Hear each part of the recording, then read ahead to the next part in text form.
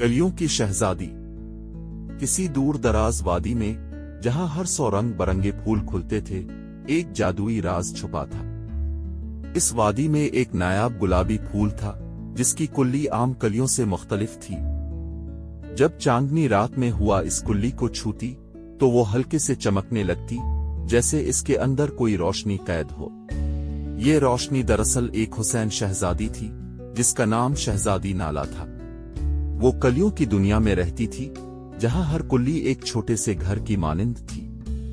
वो और उसकी हमशक्ल नन्ही परियां उन कलियों में रहती थीं, और जब सूरज निकलता तो रोशनी के साथ गायब हो जाती थीं, ताकि दुनिया के किसी इंसान को उनका राज मालूम ना हो। लेकिन एक दिन एक मुसाफिर लड़का अयान इस वादी में जा निकला। वो थक कर एक दरख्त के साए में बैठा और अचानक उसकी नजर चमकती हुई कुल्ली पर पड़ी। तजस्सुस में उसने नरमी से कुल्ली को छुआ। जैसे ही इसके हाथ ने फूल को महसूस किया, कुल्ली खुल गई और उसमें से रोशनी का एक झमिक्का निकला। अगले ही लम्हे इसके सामने एक हुसैन शहजादी खड़ी थी। इसकी सुनहरी आंखें चमक रही थीं और उसका लिबास हुआ की मानिंद नर्म था।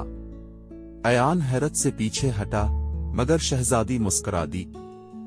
तुमने मुझे देख लिया? उसने नरमी से पूछा।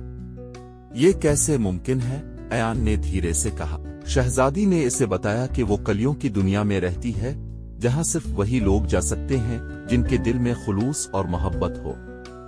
अयान ने कभी किसी जादुई चीज पर यकीन नहीं किया था, मगर वो ये सब अपनी आंखों के सामने देख रहा था। क्या मैं कभी तुम्हारी दुनिया देख सकता हूं? अयान ने पूछा। शहजादी नाला ने एक लम्हे के लिए आसमान की तरफ देखा, फिर मुस्कुराकर अपना हाथ आगे बढ़ाया। अगर तुम्हारा दिल सच्चा है तो हाँ।